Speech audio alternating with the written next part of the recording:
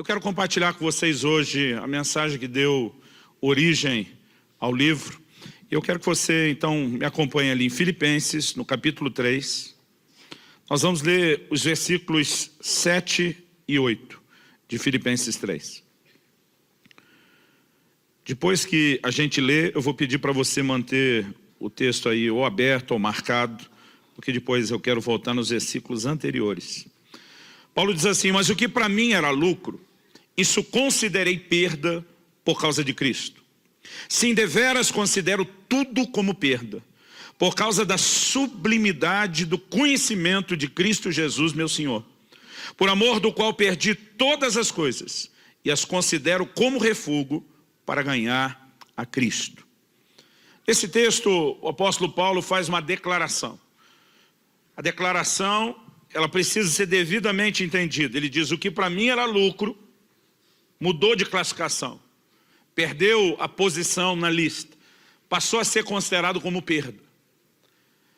Ele diz: e a única razão para esse rebaixamento de categoria, do que antes era importante para algo não importante, do que era lucro para perda, né? A única razão desse rebaixamento na categoria foi por causa da sublimidade do conhecimento de Cristo Jesus, meu Senhor.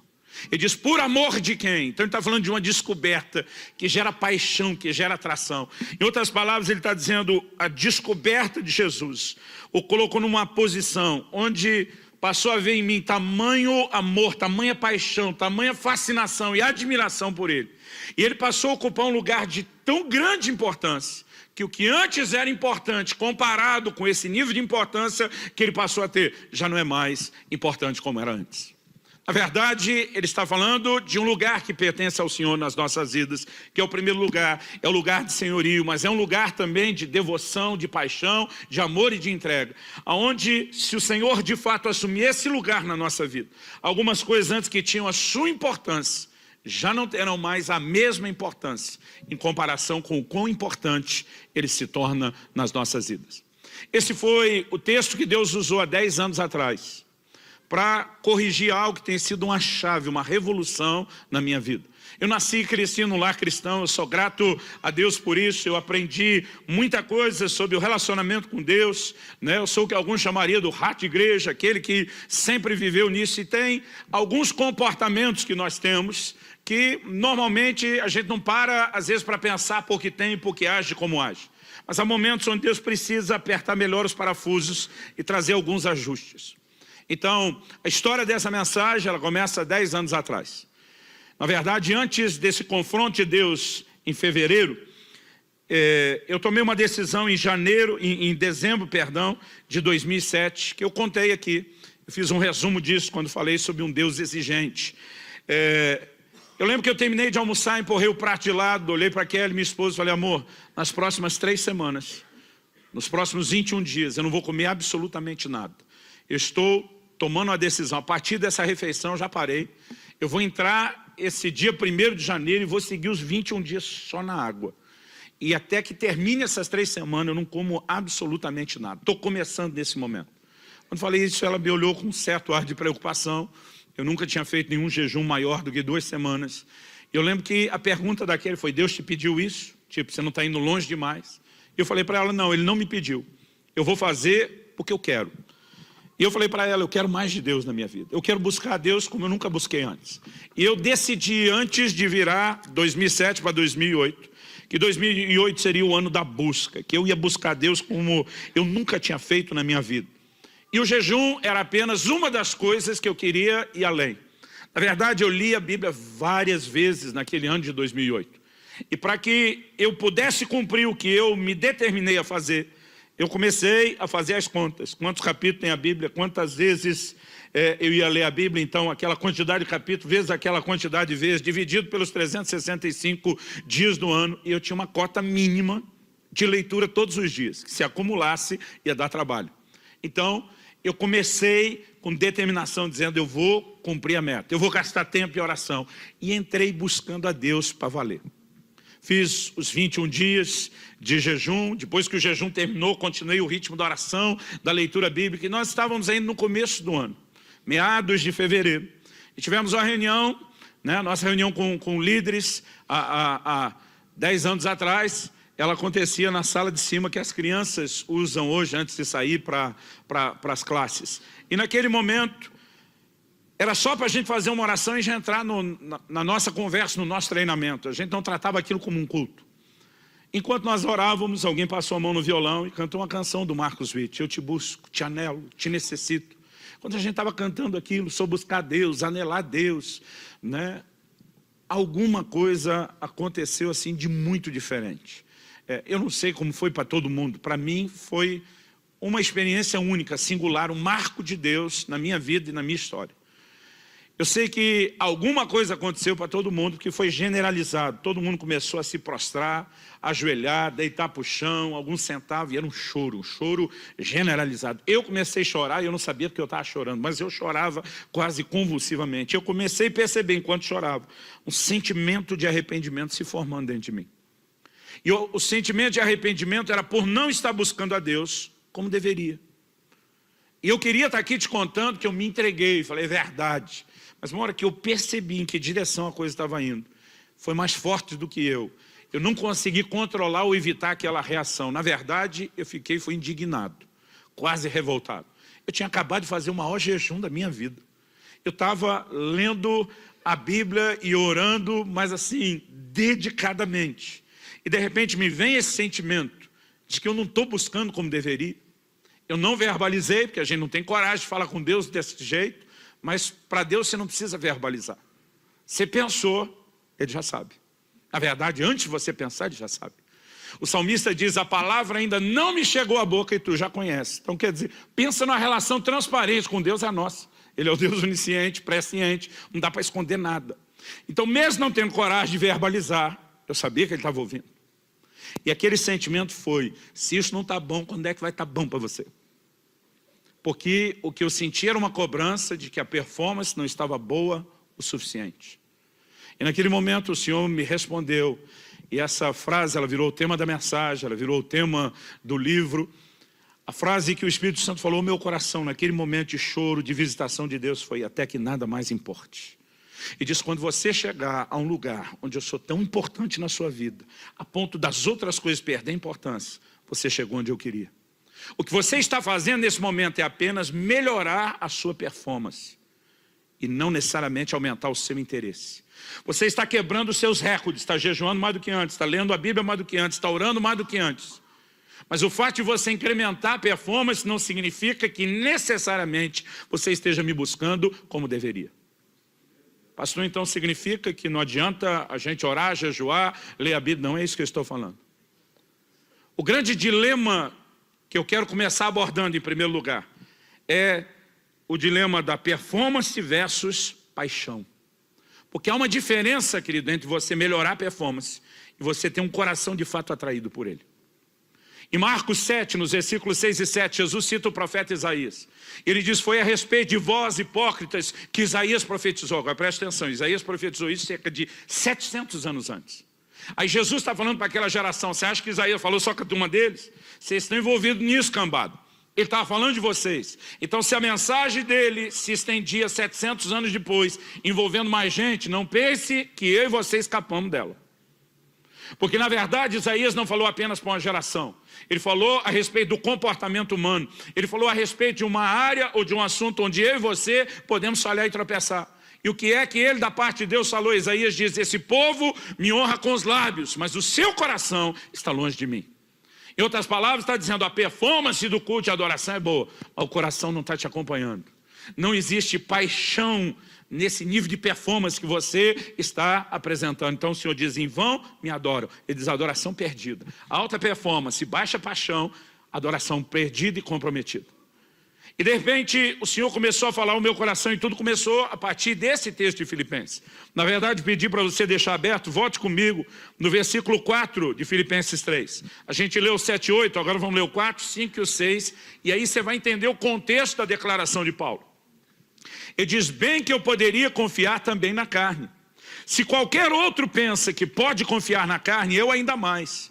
Circuncidado ao 8º dia, da linhagem de Israel, da tribo de Benjamim, hebreu de hebreus, quanto à lei fariseu, quanto ao zelo perseguidor da igreja, quanto à justiça que há na lei, irrepreensível. O que Paulo está dizendo? Está dizendo, gente, eu já nasci, vamos falar no linguajar que você entende, eu já nasci crente. Circuncidado ao 8º dia, apresentado, dedicado a Deus desde a minha infância, oferecido para pertencer ao Senhor, criado nessa estrutura religiosa, mas em outro texto ele diz, me avantajando aos da minha idade. Ele diz, quanto ao zelo, eu fui fariseu. Os fariseus eram parte da seita mais severa dentro do judaísmo. Hoje, talvez, a maneira de se referir ao que eles eram seria classificá-los como os beatos carola, aqueles que realmente eram empenhados. Ele diz, de acordo com a justiça que há na lei, eu fui irrepreensível. Ele estava dizendo, pensa num cara que andou na linha. Ele diz que até a perseguição na igreja foi por zelo. Ele classifica depois, sem entendimento, escrevendo aos romanos, mas com zelo, na boa intenção. Em outras palavras, Paulo está dizendo, olha para a minha vida religiosa, para a minha alta performance. Eu era o cara. Então, quando lá na frente ele está dizendo que antes para mim era lucro, eu considerei perda. Durante muito tempo eu lia esse texto, imaginando que Paulo estava falando da vida errada antes da conversão. O que antes para mim era lucro, era importante. Aquele tipo de prazer, aquele tipo de realização que era a gratificação carnal. Agora que eu sou de Jesus, já não é mais lucro. Agora eu entendi que é perda e faz dano. Eu pensava isso assim. Não é disso que Paulo está falando. Ele está dizendo aquela performance que eu valorizava tanto, que era tão importante, que eu me orgulhava dela, aquilo que era lucro. Diante da sublimidade de conhecer a pessoa e entender o que é paixão por ele, a performance desmoronou, ela perdeu completamente o seu valor. E naquele dia o Senhor falou comigo, o que você está fazendo é melhorar a performance e não necessariamente melhorar a sua busca. Porque aperfeiçoar a sua busca não é quebrar os seus recordes e melhorar suas marcas, é aumentar o seu interesse por mim. E nesse momento o Senhor falou, não é necessariamente o que está acontecendo dentro de você. E aquilo foi um choque. É muito importante que a gente comece falando desse dilema de paixão versus performance. Na carta ao anjo da igreja de Éfeso, no Apocalipse 2, de 2 a 5. O Senhor Jesus começa elogiando uma igreja de alta performance. E diz, conheço as tuas obras, o teu labor e a tua perseverança. O que eu vejo aqui, nessas 3 declarações, obra, labor e perseverança, é uma progressão. Obras, mostra que eles eram ativos. Labor, fala de gente que trabalha até cansar, que realmente se doa. Mas perseverança é quando você só continua, não necessariamente apenas porque está motivado ou faz o que tem que fazer, mas norteado por um forte senso de propósito e compromisso. Alta performance. Era uma igreja que tinha resiliência, isso tem que ser destacado. E de suportastes provas por causa do meu nome, não desfalecestes. A igreja tinha controle de qualidade, o que mostra não necessariamente que eles eram críticos ou exigentes, mas que eram sérios, comprometidos. E diz, puseste à prova os que dizem apóstolos e não são, e os achaste mentirosos. Então, pensa na igreja, que quando você olha a descrição, qualquer pastor disse, eu aceitaria cuidar dessa turma. Gente de alta performance. Mas o Senhor diz, mas tenho porém contra ti, que abandonaste o teu primeiro amor. Sabe o que ele está dizendo? Não adianta você apresentar um alto nível de performance e um baixo nível de paixão. Pastor, o senhor está dizendo que a performance não é importante? Não. Estou dizendo que a performance não substitui a paixão. Se ela for o efeito colateral da paixão, se ela for o desdobramento e a consequência da paixão, ótimo. Se ela for a substituição, péssimo. E quando nós entendemos essas verdades, isso precisa reorganizar a nossa vida e a nossa atitude. Naquele dia, chorando naquela sala, aqui ao lado, há 10 anos atrás, o Espírito Santo falou ao meu coração e disse, você lembra aquela história do supermercado? Eu falei, lembro. A verdade, já não lembro todos os detalhes, mas a história eu me lembro muito bem. Um dia desse, sentei com a Kelly e falei, quem era o casal? Eu falei, eu acho que era fulano. Ela falou, não era fulano. Não pode ser por causa... A verdade é que alguns desses detalhes eu não tenho, mas a história para mim é nítida e clara. Eu acho que eu estava no meu primeiro ano como pastor. E eu fui chamado para mediar uma discussão. Eu fui chamado para mediar um problema que um casal teve. Na verdade, a gente brinca que o casal crente não briga, tem excesso de comunhão. Eles tiveram um exagero na comunhão. E aí fui chamado para mediar a conversa. Eu chego, pensa no marido indignado. Quando eu cheguei, já foi protestando. Pastor, essa mulher é louca. Então eu falei, calma. Jó chamou a mulher dele de louca e tinha razão. Vamos ver se você tem razão. O que aconteceu? Pastor, eu lembro que na época Eu lembro que era recém-casado, que me parecia muito tempo de casado. Eles estavam com cerca de 20 anos. Não sei se era perto de completar ou recém-completado. Vou deixar aqui no cerca, mais ou menos. Eu lembro que falou, nós temos cerca de 20 anos de casado. Essa mulher sempre quis que eu fosse com ela no supermercado. Pastor, eu odeio supermercado. Eu falei, não é só você, o sindicato é grande. Mas e daí? E foi daí que eu resolvi agradar a mulher. Depois de 20 anos. Eu resolvi ir com ela no supermercado. E essa louca me chega e diz, eu não quero que você nunca mais vá comigo no supermercado. E estava revoltado. E a mulher serena, tranquila, esperando a vez dela e com um sinalzinho assim. Depois dele falou eu. Aí quando ele encerrou mais ou menos, falei, sua vez. Ela já começou assim, pastor, eu nunca quis que ele fosse comigo no supermercado. Irmão, nem deu para ela continuar, ele quase demoniou. É uma louca, estou falando, tem testemunho, eu vou chamar. Já queria trazer os filhos. Falei, para, é a vez dela agora. Eu falei, irmã do céu, eu estou com dificuldade de acreditar que eu só não queria que ele fosse no supermercado. Eu falei, eu sei que as mulheres não são todas iguais. Talvez você não seja daquelas que quer discutir a relação no supermercado. Mas você nem querer que ele fosse. Falei, me explica isso que agora até eu estou duvidando. Ela falou, pastor, então eu vou explicar. Eu não queria que ele fosse. O que eu queria é que ele quisesse ir. Eu fiquei que nem você, pensando, tentando entender a profundidade da declaração. Eu falei, me ajuda um pouco mais? Ela disse, pastor, para ele ir do jeito que foi, ficar olhando o relógio, reclamando, está demorando. Parece que ele estava se infligindo um castigo, uma autopunição. Ela disse, pastor, eu amo meu marido, ele está bravo comigo, mas eu amo meu marido, eu quero melhor para ele. Para ele ir sofrer do jeito que ele sofreu, eu não quero que ele sofra mais. Então o que eu queria não é que ele fosse, o que eu queria é que ele quisesse ir. E se ele não quer ir, então que nunca mais vá.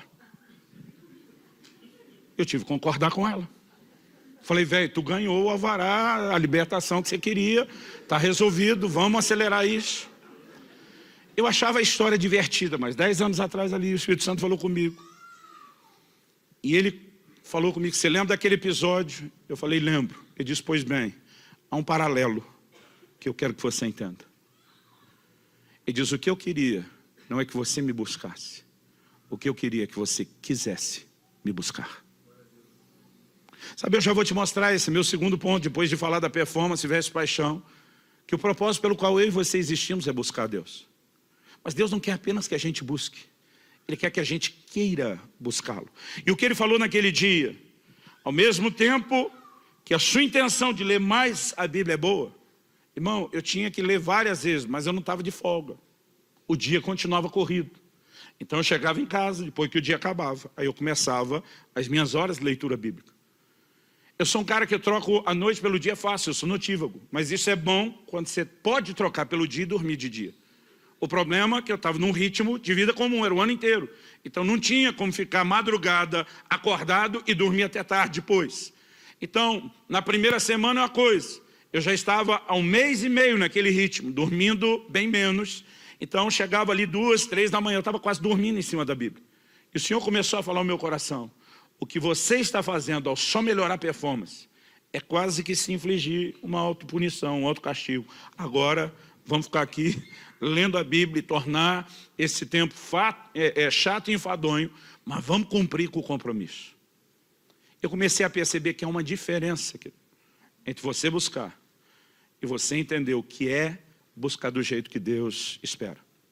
Eu sei que a partir daquele dia tem uma frase do renomado escritor C.S. Lewis, que ela ganhou um significado completamente novo para mim. C.S. Lewis costumava dizer, o cristianismo, se é falso, não tem nenhuma importância. E diz, se é verdadeiro, tem infinita importância. O que ele não pode ser é de moderada importância. E na verdade, eu concordo plenamente com ele. Irmão, se Deus é tudo que a Bíblia diz que é, se o nosso relacionamento com ele pode ser tudo o que a gente entende na palavra que é. Deus não nos chamou apenas para viver uma vida religiosa. O Salmo 25, 14 diz, a intimidade do Senhor é para aqueles que o temem, aos quais Ele dará a conhecer a sua aliança. Desde o Éden, eu brinco que Deus não respeitou nem a lua de mel do casal. Ele queria estar todo dia junto, tinha uma visita diária. Ele está dizendo, eu quero ter comunhão com vocês, criaturas. Eu quero me relacionar com vocês. Esse tem sido o anseio de Deus ao longo da existência da humanidade, desde o começo. É o propósito de Deus. Deus não queria apenas que eu e você abraçássemos o livrinho das regras e disséssemos, vamos andar direitinho, fazer tudo direitinho, fazer porque tem que ser feito. Na verdade, o que Deus espera é que a gente dê o devido lugar a Ele. Então vamos lá, gente, se isso tudo é verdade, então tem infinita importância. Se não é, e a conversa mole, não merece importância nenhuma. Mas a maioria de nós acaba vivendo a vida cristã, dando a Deus e às coisas de Deus um moderado grau de importância. Não quer dizer que não tem. Você está aqui, domingo após domingo, está tentando viver a vida cristã, mas muitas vezes Jesus não está nesse lugar, onde Ele é mas tão importante, que o resto perde a importância diante do lugar que Ele ocupa. E eu comecei a perceber uma outra coisa. Naquele dia, tem alguns versículos da Bíblia que você lê, relê, e às vezes parece que você não enxerga. Naquele dia o Senhor me guiou a Atos 17, eu quero que você abra lá comigo. O Senhor me guiou a Atos capítulo 17. Eu quero que você leia comigo os versículos 26 e 27. Enquanto você vai localizando o texto, eu quero te dar aqui o pano de fundo, o contexto. Paulo está pregando em Atenas, na Grécia. Agora, o contexto não é só onde aconteceu. A gente tem que pensar no pano de fundo histórico. Nos dias de Paulo, que tinha cidadania romana, apesar de ser judeu, também tinha cidadania romana, quem dominava o mundo dos seus dias era o Império Romano. No entanto, antes de Roma, o império que dominou o mundo antes de Roma foi a Grécia de Alexandre o Grande. Alexandre não manifestou só o poderio militar e econômico, mas ele tinha uma visão de expansão da cultura. A helenização, nós vamos espalhar a língua, nós vamos espalhar a cultura, os nossos valores. Então, o Novo Testamento foi escrito e produzido na época do Império Romano, mas foi escrito em grego. Porque a influência era a língua universal daqueles dias. Alguém esses dias falou, pastor, é tipo o inglês daqueles dias. Eu falei, mais ou menos isso. Agora, o que eles espalharam não foi só a língua, foi uma cultura. E Paulo está em Atenas, que era o maior palco da filosofia do mundo da sua época. Até hoje não se estuda filosofia sem se remeter aos mestres gregos. E Paulo está lá no centro, no ninho, no coração do lugar que influenciou o mundo. E ele começa a abordar a questão de propósito nesse cenário. Para que Deus criou o homem? Eu não creio que isso foi acidente. Paulo está intencionalmente mexendo naquele tipo de resposta que os gregos mais procuravam. Lê comigo. Ele diz, de um só, uma clara referência a Adão, fez toda a raça humana para habitar sobre toda a face da terra, havendo fixado os tempos previamente estabelecidos e os limites da sua habitação. Está dizendo, Deus, a partir de um, multiplicou uma raça, estabeleceu lá na terra, determinou e fixou os limites da habitação, os tempos específicos. Agora, por que Deus fez isso? Nós estamos falando de um Deus eterno, e a definição de eternidade em Deus é diferente da nossa, que a gente tem começo, mas não tem fim. Deus não tem começo nem fim. Outro dia alguém brincando falou assim, em algum lugar lá no meio da eternidade, como se ela fosse divisível, Deus resolveu criar um homem. Com que propósito? Versículo 27, Paulo explicitamente diz, e até 10 anos atrás, mesmo tendo crescido no lar evangélico, nascido e crescido no lar cristão, né, sendo instruído na palavra, eu nunca tinha enxergado isso com a clareza que eu enxerguei naquele dia. Qual era o propósito da criação? 27, para buscarem a Deus. Para que a humanidade foi criada?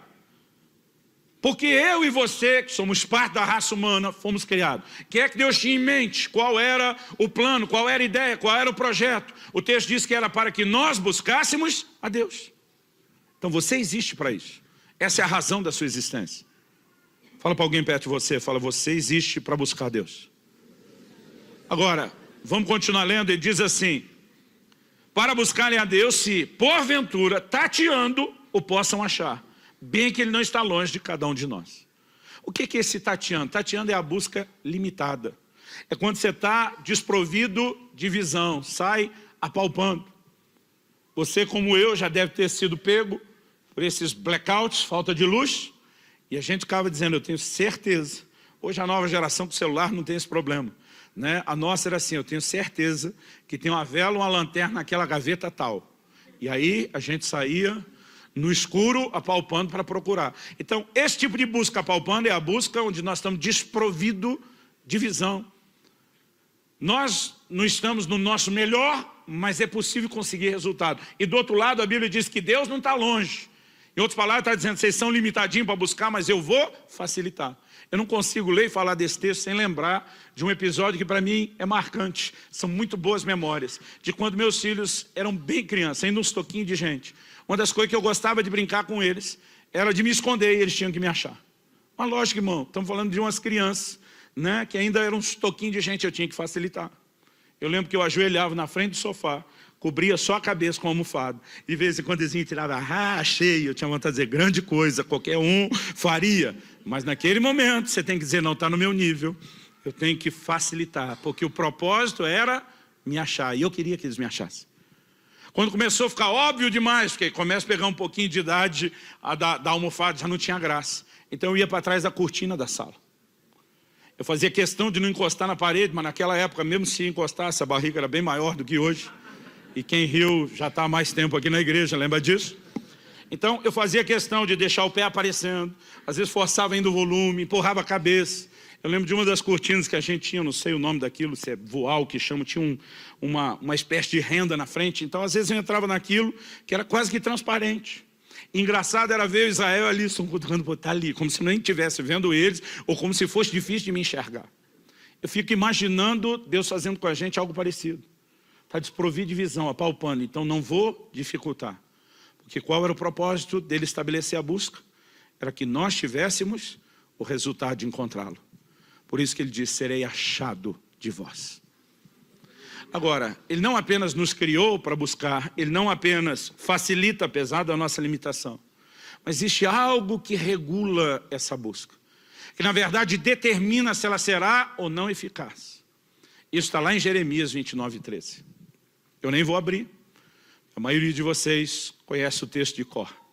Buscar-me-eis e me achareis. Mas ele não parou aí. Ele não falou só busca e acha. Ele diz, buscar-me-eis e me achareis quando me buscardes de todo o vosso coração. Naquele dia o Senhor começou a falar comigo, a busca que produz resultado não é a busca de alta performance, é a busca onde você põe o seu coração nela, onde existe de fato interesse. E foi exatamente nesse momento que a frase, o que eu queria não é que você me buscasse, é que você quisesse me buscar, ela fez todo sentido. E sabe, irmãos, eu tenho percebido isso. Eu já estou há muito tempo no pastorado, lidando com gente há muito tempo. Sabe o que é impressionante? O que determina o resultado que nós vamos ter em Deus não tem nada a ver com o ambiente. Um dia desse alguém falou para mim, pastor, é muito difícil. O lugar que eu estou e moro não tem uma boa igreja. Eu falei, deixa eu te dizer uma coisa. O Salmo 84 fala de alguém que cultiva um relacionamento com Deus e que passando pelo vale árido faz dele um lugar de fontes. Você não tem que estar num lugar de fonte. Você carrega fonte. Se você tiver o relacionamento correto, não tem nada a ver com o lugar onde você está. Sabe, eu percebo às vezes no mesmo culto. Teoricamente, o mesmo culto deveria produzir o mesmo impacto para todo mundo, mas não é assim. Eu lembro de uma reunião específica. Terminou, veio um irmão. Ele estava todo emocionado, pastor. Que isso? Que isso, velho? Deus não é gente. Isso é coisa que os nordestinos entendem demais. Ela fala, Deus não é gente. Que coisa louca foi essa? Que glória, que visitação. O cara todo tocado. Para ele tinha sido culto a vida dele. Logo depois eu falei com o outro. Ô pastor, o negócio estava troncadinho hoje, né? Louvorzinho meia boca, uma palavra comprida. Outro dia um irmão falou para mim, pastor, seu sermão é como uma espada. Eu falei, entrou firme, ele falou, não, comprido e chato.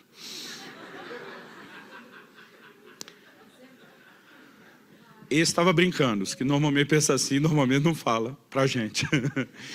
Aí, essa pessoa está dizendo, o cultinho truncar. Eu estou pensando, os dois estavam na mesma reunião, porque não é possível. Esse aqui dizendo, Deus não é gente, dizendo que foi a glória. E esse outro dizendo que a coisa foi ruim. Irmão, deixa eu te dizer, nem sempre é a reunião. Na maior parte das vezes é você. É o seu coração. E nós precisamos entrar nesse lugar, onde o nosso coração começa a ser tão atraído, tão cativado pelo Senhor, que isso não apenas vai fazer as outras coisas perder a importância e garantir que Ele tem um lugar de preeminência, de primazia na nossa vida, Alguém me perguntou esses dias, pastor, esse livro é a respeito de amor por Jesus? Eu falei, não, esse livro é a respeito de tudo na vida cristã. Quando perguntaram a Jesus qual é o maior mandamento, ele diz, amarás ao Senhor teu Deus de todo o coração, com toda a alma, com todo o entendimento, com todas as suas forças. O que é que Jesus estava dizendo? Que isso é o que de mais importante tem, você não vai achar nada na Bíblia que concorra com isso. Por que que é o mandamento mais importante? Porque ele gera alinhamento em todas as áreas. E o maior mandamento não é só amar a Deus, é amar a Deus com tudo que é em você. Você tem que pôr tudo de você nisso. Quem ama o Senhor de todo o coração, anda em obediência. Jesus diz, aquele que tem os meus mandamentos e os guarda, esse é o que me ama. Porque é impossível você colocar Deus nesse lugar da maior importância e cuspir na cara dele, pecando deliberadamente todo dia. Ou ele está nesse lugar, isso vai te afastar do pecado, ou você está envolvido com outras coisas e não deu a ele a devida importância. Paulo diz que o amor é o cumprimento da lei. Quando nós entramos nesse lugar, isso não só define a posição que o Senhor tem na nossa vida, não só define as respostas que nós devemos dar, gera um efeito em cadeia em todas as áreas da nossa vida. E nós precisamos entender por que o assunto é tão sério. Nós não estamos falando mera e simplesmente de paixão. É muito mais do que isso. Se envolve o lugar de senhorio, envolve o lugar de primazia dele, envolve as escolhas que eu e você teremos que fazer. Eu gosto de uma frase de Wesley. Ele diz que não se admita no coração outro desejo ou propósito, cujo objeto supremo não seja ele. Toda vez na história que você acha os santos homens e mulheres de Deus que chacoalharam a geração, você vai perceber coisas em comum. E uma delas é o nível de inclinação, de predisposição que eles tinham no coração, entendendo a razão pela qual haviam sido criados e por que existiam. Irmão, você já parou para pensar por que é que Deus te deu o direito de escolha? Por que é que Ele deu o livre-arbítrio? Todo dia alguém falou, pastor, mas Deus dá ao homem a opção de pecar. O senhor acha mesmo que foi uma boa ideia? Deus dá ao homem a opção de não escolhê-lo. Falei, eu não olharia por esse lado. Deus nos deu a opção de escolhê-lo. E não a opção de não escolhê-lo. O que Ele queria é que nós usássemos a escolha. E por decisão fôssemos ao encontro dEle. Agora, que sentido faz? Deus, em vez de programar eu e você para ser um robô automatizado que faça a vontade dEle, Ele nos dá o direito de escolher, porque Ele quer que a gente escolha correto. E daqui a pouco eu e você estamos vivendo a vida cristã debaixo de um peso, de um fardo, da obrigação de fazer algo que o nosso coração não está tão alinhado. Se nós não corrigirmos isso, que nós já perdemos a essência de tudo. E se você entende que o propósito pelo qual o homem existe é a busca, e que a busca que Deus espera é essa onde põe todo o coração, então você vai descobrir que um dos seus grandes inimigos que atrapalham o propósito pelo qual você existe, uma das grandes armadilhas da sua vida não é só o pecado. Durante muito tempo eu tinha claro e definido, meu maior inimigo é o pecado. Alguém me perguntou, pastor, não é o diabo? Eu falei, não, é o pecado. Porque se eu não pecar, o diabo não pode fazer nada comigo. A Bíblia diz que aquele que está em mim é maior do que aquele que está no mundo. Só que a Bíblia diz para não dar lugar ao diabo. Isso acontece quando eu e você pecamos e quebramos princípios. Então eu falei, o que eu preciso é me vigiar. O que eu preciso é me guardar. Eu tenho que me manter longe do pecado. E durante muito tempo na minha vida cristã eu pensava, esse é o problema. Mas há 10 anos atrás, naquela salinha, o Espírito Santo falou comigo, você não está errado quando reconhece que o pecado é um inimigo. Você está errado quando acredita que ele é seu único inimigo. O Senhor diz, um inimigo que vocês não reconhecem como inimigo, porque ele não tem cara de inimigo. E vocês não conseguem ver o dano porque não entenderam nem o propósito pelo qual existe. São as distrações. Eu quero falar um pouco a respeito disso. Porque talvez o que nos impeça de entrar nesse lugar de busca, onde nada mais importa, não é que Deus não tenha a sua importância, é que nós deixamos que outras coisas sejam quase tão importantes quanto Ele. E se nós não chegarmos nesse lugar onde nada mais importa, Paulo diz, em nada tenho a minha vida como preciosa. Ele está dizendo, eu estou me lixando do que vai acontecer. O que tem valor é agradar o meu Senhor Jesus, o resto não importa. Há um lugar, querido, onde nós estamos tão alinhados com o coração de Deus, que a nossa vida reflete e transborda isso o tempo todo. Agora, quando não estamos, nós podemos estar nos enganando. Em Êxodo, no capítulo 5, dos versículos 7 a 9, nós vemos que quando Moisés é enviado por Deus para falar a Faraó, para libertar o povo, a palavra que Moisés traz a Faraó é, deixa meu povo ir para que me adore. O propósito da redenção, o propósito da libertação, era um só, adoração. Deus não queria apenas tirar a nação de Israel do Egito para dizer, ó, eu não estou aguentando ver vocês sofrendo, quero melhorar a vida de vocês. Quero que vocês mandem no nariz de vocês, tenham liberdade. Deus não queria tirá-los de lá apenas para melhorar a vida terrena. Ele está dizendo, eu quero tirar vocês desse lugar e conectá-los comigo. Eu quero que vocês entrem no lugar da adoração. Eu quero que vocês entrem no lugar da intimidade. Agora, vamos pensar, porque há um paralelo por trás disso. No momento que Moisés fala isso para o faraó responde, esse povo deve estar muito ocioso para estar pensando em adoração. Ele diz, vamos encher o povo de trabalho, para que eles não tenham tempo de pensar em adoração. Qual era a proposta? Vamos distraí-los. Vamos roubar o foco deles. Agora a pergunta é, isso foi só a ideia de um déspota daquela época? Na simbologia bíblica, Faraó, ele tipifica Satanás. Aliás, o paralelo é enorme. Eles, como nação, Israel estava debaixo do senhorio de Faraó? Sim. Estavam debaixo de escravidão de um tirano? Sim. Essa é a nossa história. Colossenses 1,3 diz que Deus nos arrancou do império das trevas. A gente também estava. Quando foi que eles saíram? Na noite em que o cordeiro de Páscoa foi imolado. O sangue foi derramado. Quando foi que eu e você saímos debaixo do tirano que nos oprimia? Quando o Senhor Jesus morreu por nós. E Paulo escreve aos Coríntios e chama Jesus de o nosso cordeiro pascal. Agora, não era só a morte do cordeiro. Eles tinham que pegar do sangue do cordeiro, colocar nos umbrais das portas. Assim como também o que muda a nossa história e gera a nossa libertação, não é mero e simplesmente o fato de que Jesus morreu. É quando nós nos apropriamos do seu sangue, da sua obra, e trazemos isso para a nossa vida. O paralelo está definido. Quando eles saem do Egito, a nação de Israel é levada, conduzida por Moisés até o Sinai. No Sinai, Deus faz algumas declarações sobre quem eles são.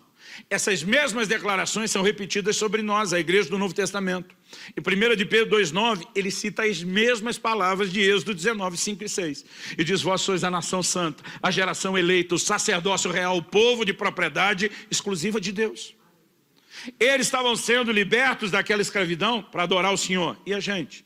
Zacarias, pai de João Batista, cheio do Espírito Santo, profetiza. Em Lucas 1, lá no final daquele capítulo comprido de Lucas 1, e diz assim, para que libertos das mãos dos nossos inimigos, o adorássemos em santidade e justiça todos os nossos dias. O paralelo se cumpre de ponta a ponta. Então a questão é, era só a ideia brilhante do faraó de distraí-los? Ou isso na simbologia bíblica representa uma armadilha que o mesmo Satanás que quer nos enredar no pecado, que é chamado de tentador, tem para nos parar em relação ao propósito? Agora, sabe o que é interessante? Nós somos a geração que mais viveu conforto, tecnologia, avanço, descoberta na história da humanidade. Nunca antes se desfrutou tudo que a gente tem. Locomoção depressa. Eu falei aqui esses dias, Paulo faz uma viagem de Jope, Pedro faz uma viagem de Jope a Cesareia Marítima, 2 dias caminhando, irmão, 30 quilômetros por dia. Eu fiz o mesmo trecho de carro em 40 e poucos minutos. Eu brinco que se Paulo olhasse isso lá do céu, ia falar para Deus, é injusto. Irmão, só naquele trechinho que eu fiz em 40 minutos, eu salvei 2 dias da minha vida. Era 2 dias de tempo livre comparado à vida de Pedro que eu poderia ter. Mas não importa o quão rápido as coisas ficam, a gente arruma mais coisas para fazer. Eu lembro do início do meu ministério, de eu fazendo visitas nas casas. E eu peguei o fim de uma era, de uma outra geração, que era a geração dos meus pais. E eu lembro que por mais de uma vez cheguei numa casa para comer. E a família que me convidou, ela fez um macarrão caseiro, desde a massa. Não se pegava molho de tomate pronto, se pegava os tomates. Ia se preparando a massa, o molho, tudo enquanto a gente ia conversando. Eu já sou de uma geração que na verdade comprava o macarrão um pouquinho mais adiantado no supermercado, pelo menos já pronto. Mas a nova geração, ela é impaciente. Que os 3 minutos de miojo demora muito ainda para eles. E quanto mais se facilita, mais coisa a gente arruma para fazer. Irmão, eu lembro da época em que a gente tinha que programar para ter tempo num fim de semana e conseguir assistir um filme, porque era 2 horas, era muito tempo num dia. A nova geração toma um porre de série, um episódio atrás do outro sem parar. E quanto mais tempo a gente ganha em algumas coisas, mais a gente perde em outras. Porque, na verdade, a gente toda hora se deixa distrair.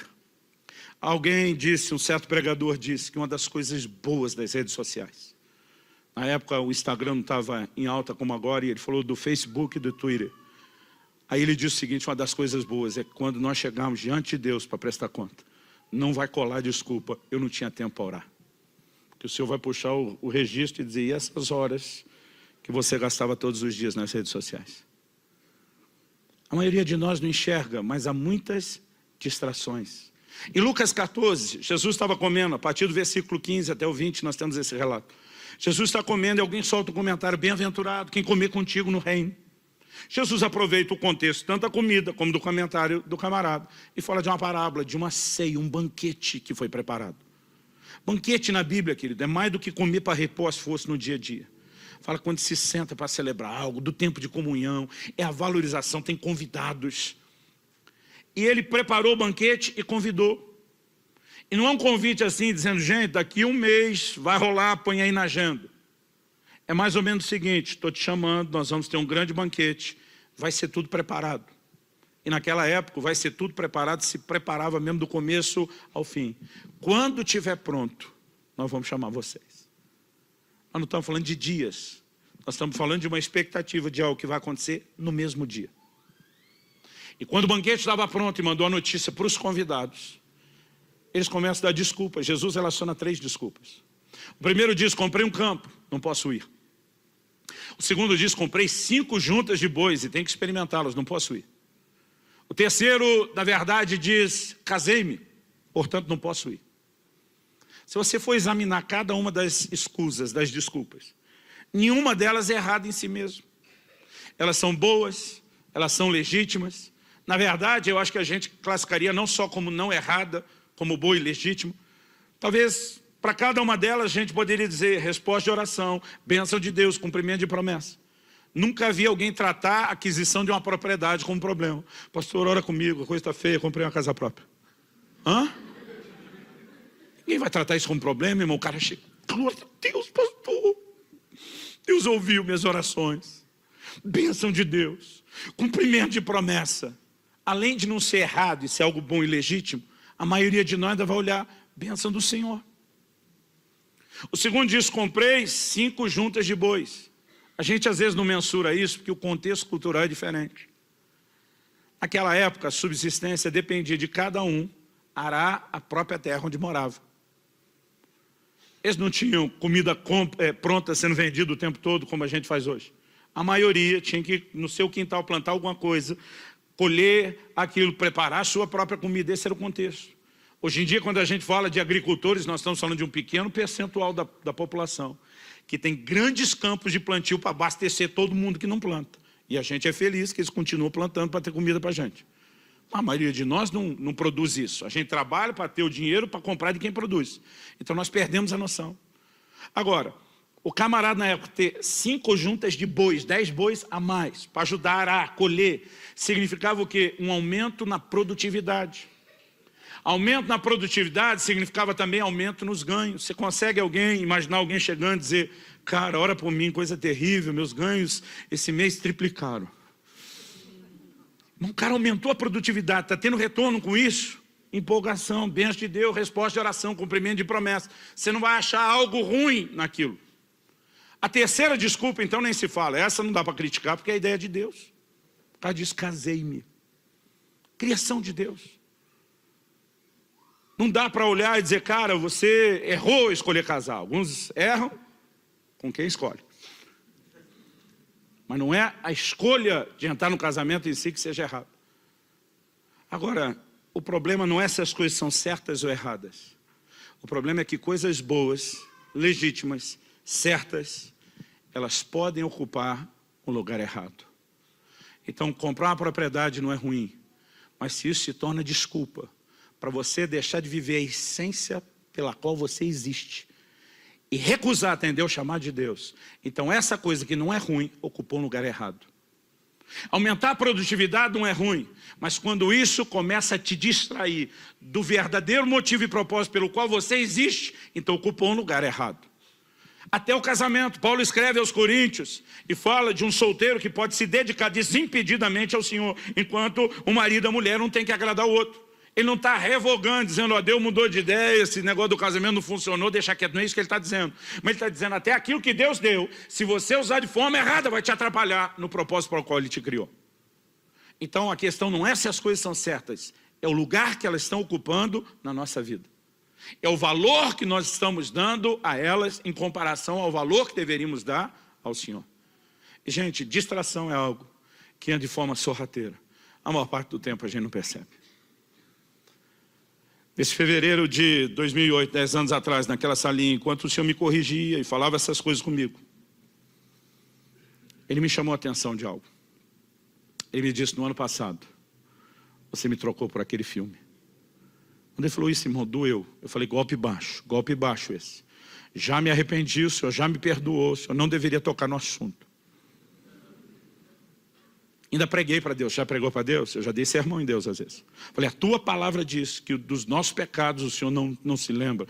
Lá no livro de Miqueias, o Senhor diz que lança eles na profundeza do mar. Se juntar os dois textos, deve ter algum mar do esquecimento. Falei, eu me arrependi, o Senhor não devia estar me cobrando disso. Agora, para você entender, deixa eu contar a história.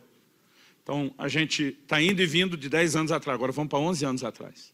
Fevereiro de 2007. Começamos o ano com um evento de avivamento, tipo o sobrenatural do carnaval.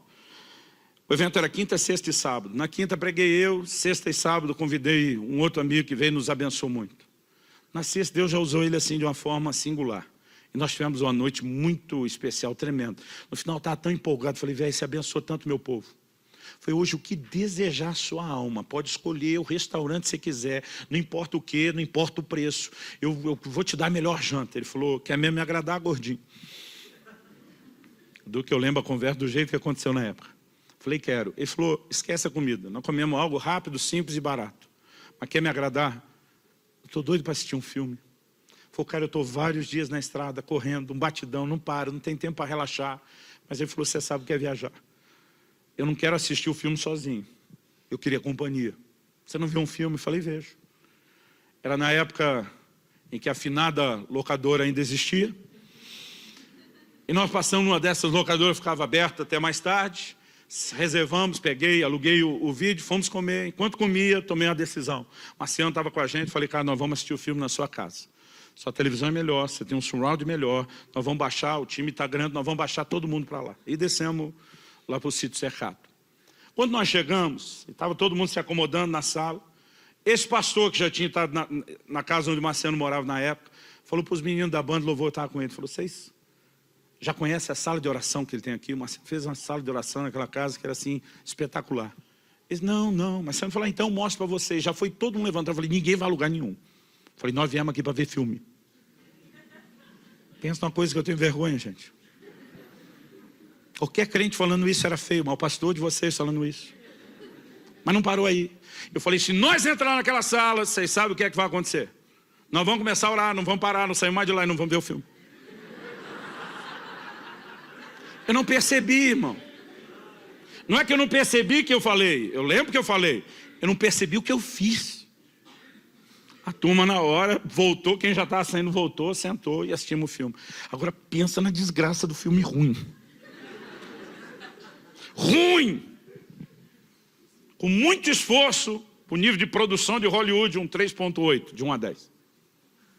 Só que eu sou parte de uma geração, a nova geração Netflix, você começa a assistir, não gostou, eles param.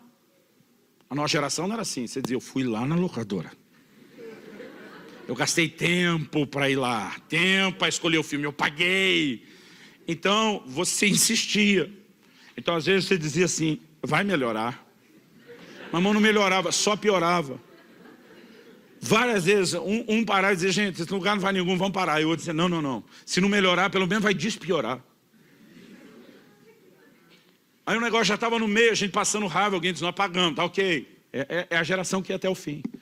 Irmão, e o negócio surpreendentemente foi ficando cada vez pior, e acabou. E quando acabou, a gente estava com a raiva do filme, raiva do tempo perdido. Só a má mordomia do tempo já era um problema. Mas o filme, além de ser uma péssima produção, tinha um linguajar baixo, cenas pesadas. A verdade, quando terminou, a gente tinha saído daquele culto glorioso. Se flagrou, todo mundo que foi cheio descobriu que tinha um vazamento. A gente estava todo mundo vazio. O cara falou, irmão, além do filme não prestar, eu perdi tudo aquilo que tive, eu também. Ali mesmo a gente ficou em pé.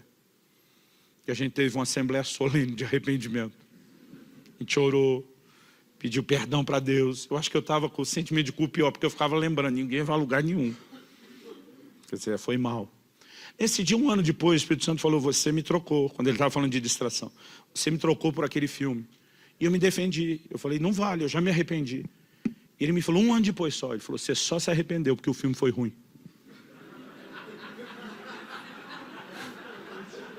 Diz, se fosse bom, você nem tinha percebido.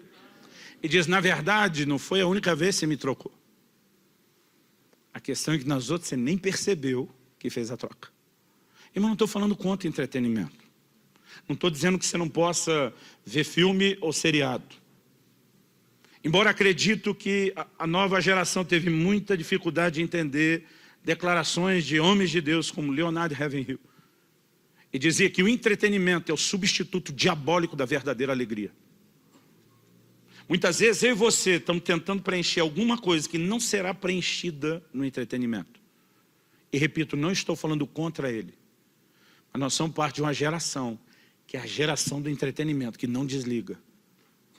O nosso problema, querido, não é que as igrejas não estão cheias. Na verdade, as igrejas no Brasil nunca antes estiveram tão cheias. E como um amigo meu disse que o Senhor falou com ele, nunca antes as igrejas estiveram tão cheias de tanta gente vazia. Algo precisa mudar e eu e você precisamos acordar. Eu não vim aqui te apontar o dedo, eu não vim jogar pedra em você. O que mais me constrangeu naquele dia, eu reagi diante de Deus há 10 anos atrás, dizendo, se não está bom, quando é que vai estar bom para você? E o Espírito Santo falando comigo, eu não quero colocar pressão sobre você. Eu quero que você entenda o quanto eu te amo, o quanto eu quero a comunhão com você. Se você der mais de você a mim, significa que você também terá mais de mim. Se Deus permitir, o mês que vem eu quero falar dessa reciprocidade aqui. E a forma tão amorosa como Deus falou me constrangeu. Como diz alguém, me quebrou as pernas. Aquele dia eu tive um vislumbre, uma pequena revelação do amor e do interesse de Deus no nosso relacionamento. E de vez em quando eu lembro do que aconteceu naquela sala, isso ainda mexe comigo 10 anos depois. Eu não vim aqui tentar te oprimir da mesma forma como eu senti aquele dia que não era isso que o Senhor queria. Eu quero te ajudar a entender uma coisa e nós vamos terminar com o último texto na Bíblia. Vamos comigo para Lucas capítulo 10. Versículos 38 ao 42.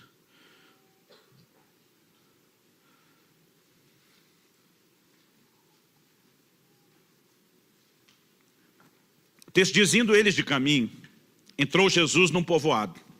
E certa mulher chamada Marta hospedou na sua casa. Tinha ela uma irmã chamada Maria, e essa quedava-se assentada aos pés do Senhor a ouvir-lhe os ensinamentos. Marta agitava-se de um lado para o outro. Sua versão diz agitava, a NVI diz estava ocupado com muito serviço. Essa palavra traduzida na versão atualizada de Almeida como agitava, ou na NVI como muito ocupado. Em muitas versões, principalmente as versões no inglês, ela aparece como distraía-se, ou estava distraído. A palavra usada no original grego é a palavra perispal. Ela significa separar, afastar, distrair, sentido primário.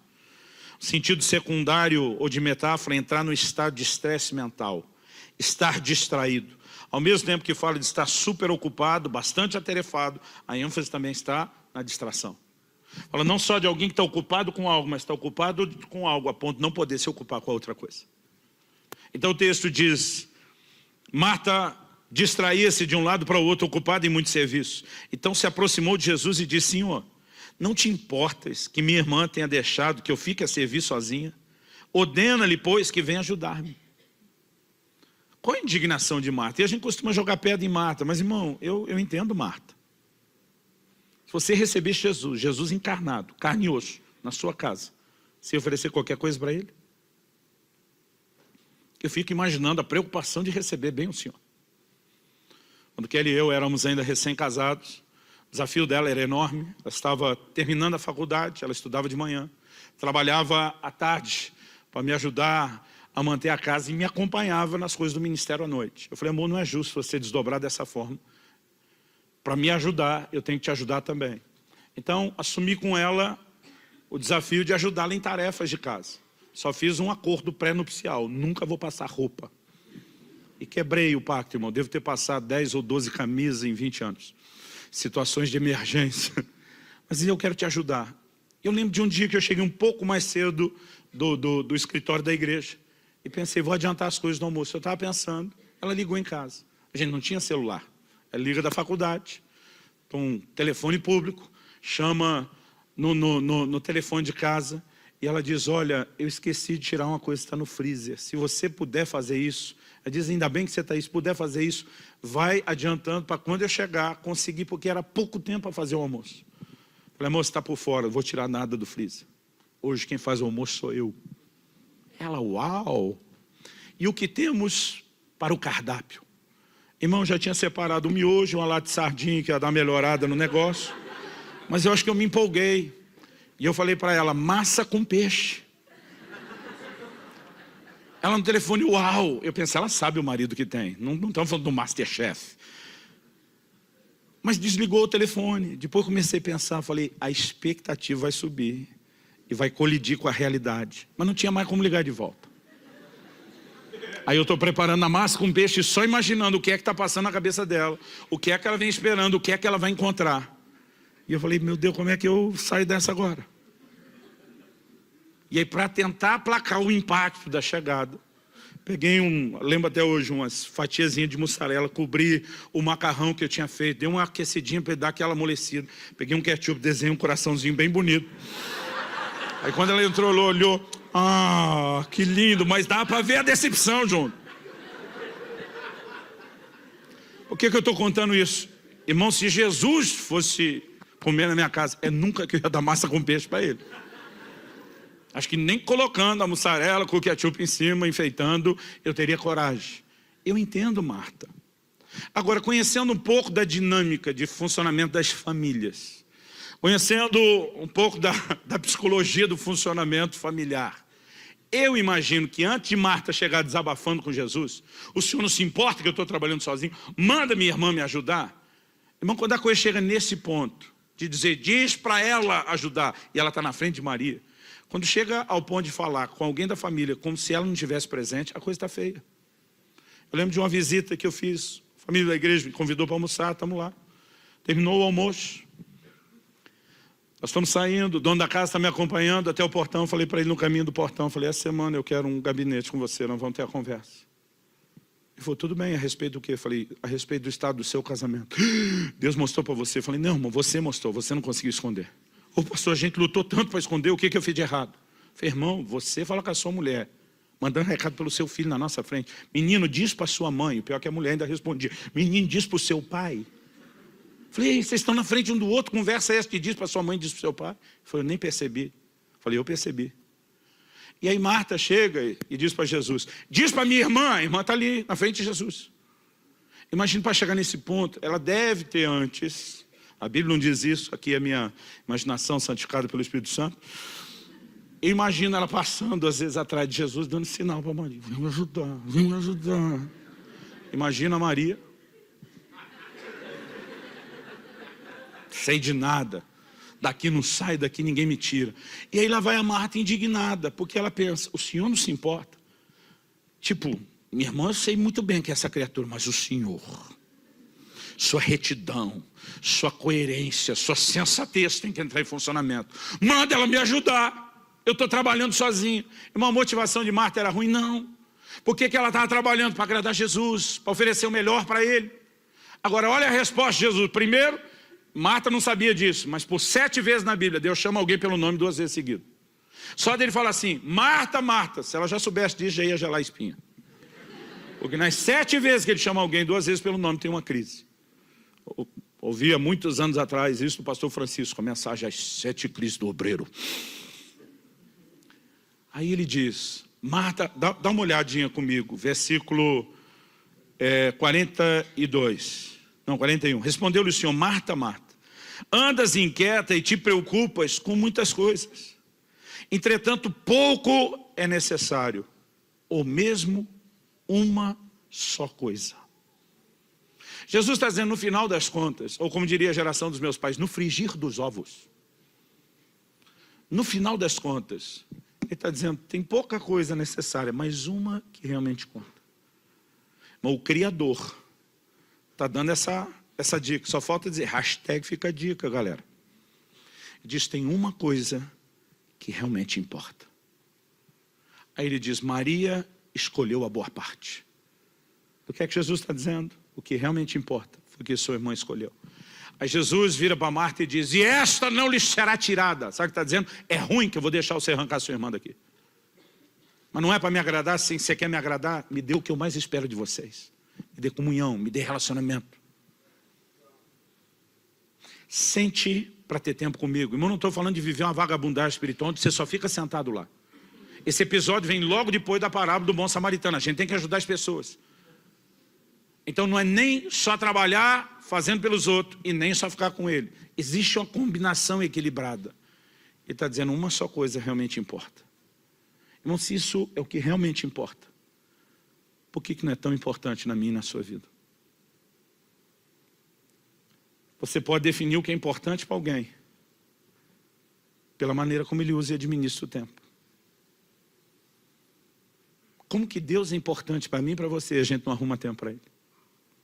Apesar de gastar tempo com um monte de coisa que não presta. Como que a gente não dá tempo para ele? Como que a gente não honra ele, colocando ele no mais alto lugar de respeito, de admiração, de fascinação e de disposição de agradá-lo? Como que nós não chegamos, a maioria de nós os crentes, nesse lugar, dizer como Paulo, em nada tenho a minha vida como preciosa, contanto que eu cumpra a carreira, o ministério que eu recebi dele. Ele está dizendo, minha vida é agradá-lo. Ele está num lugar tão importante, não importa se eu vou ser preso, não importa se eu vou apanhar, o que eu quero é agradá-lo. Quando você entra num lugar onde ele realmente importa, as outras coisas começam progressivamente a perder a sua importância, por causa da fascinação por quem ele é. Até que nada mais importe é chegar a um lugar onde você não apenas melhorou a performance, onde você não apenas descobriu o propósito da sua existência, mas onde você aprendeu a lidar com o inimigo chamado distração. Porque isso vai tentar nos enredar o tempo todo.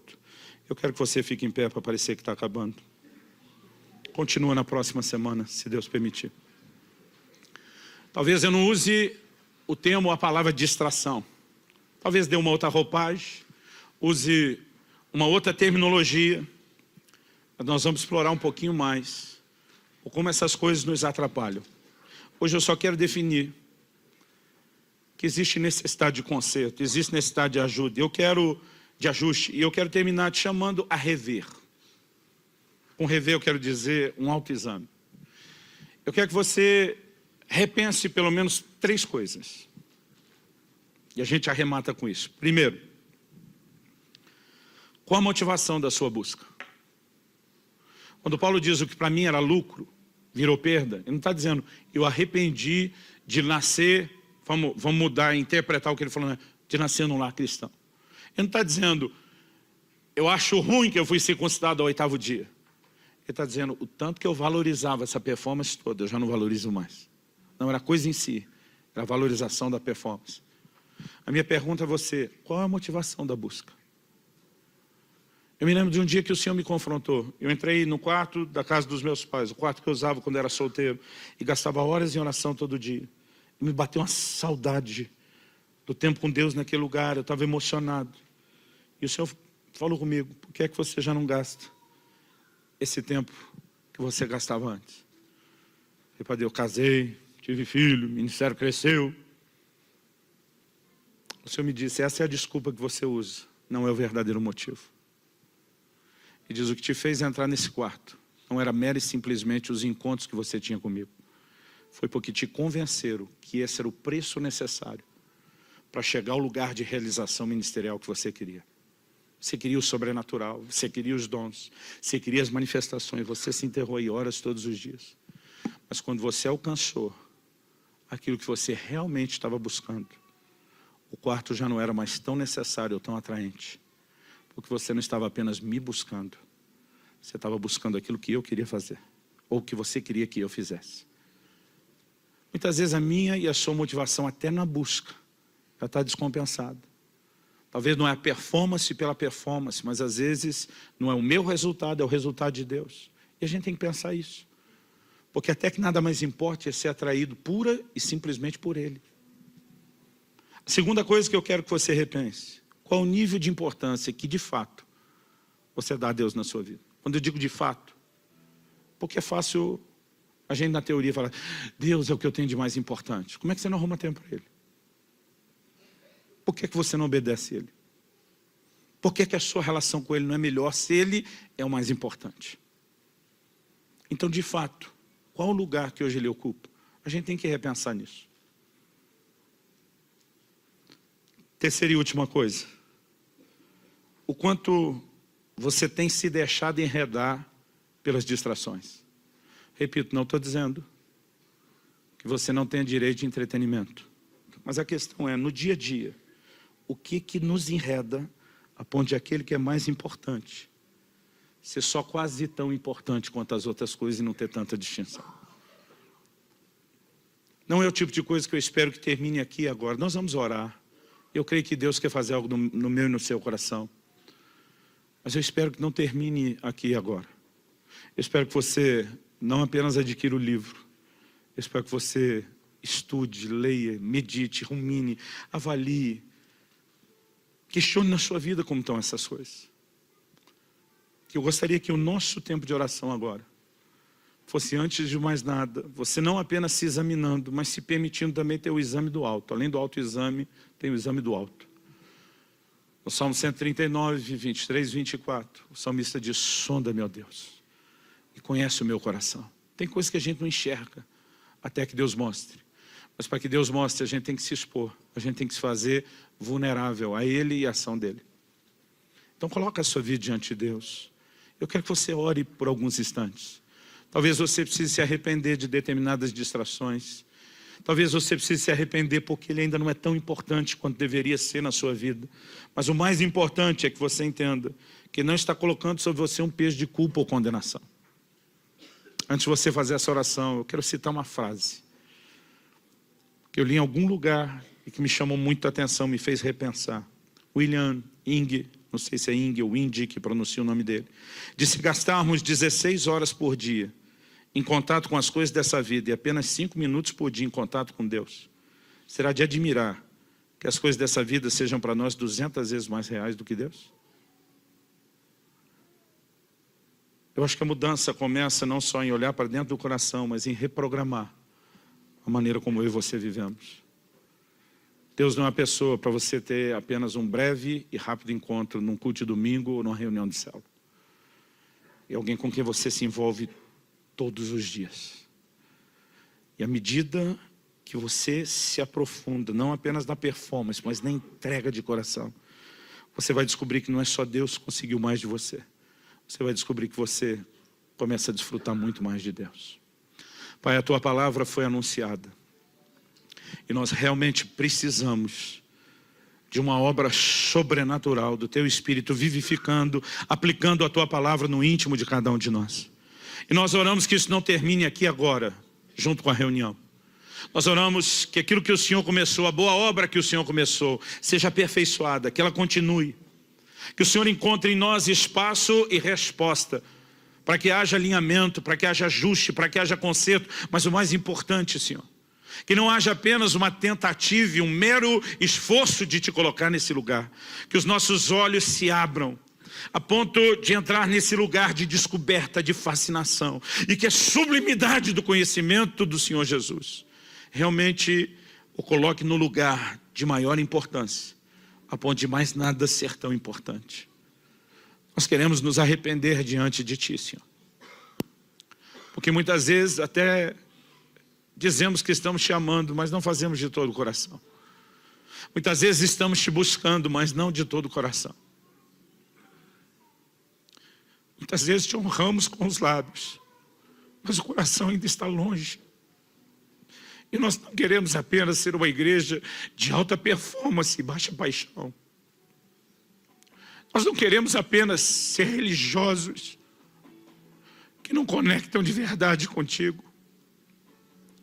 Senhor, nós agradecemos o Teu amor, esse amor insistente, persistente, que faz com que o Senhor continue lutando para que esse relacionamento seja tudo que o Senhor sonhou. Que Te leva a ser paciente e misericordioso com cada um de nós e continuar insistindo. Nós te somos gratos. Mas nós oramos que venham dias de descoberta, que venham dias de percepção do Senhor e da sua presença, que possamos entrar naquele lugar de revelação, que produz o fascínio, a atração, e que mantém longe a distração. Vem sobre nós. Vem sobre nós.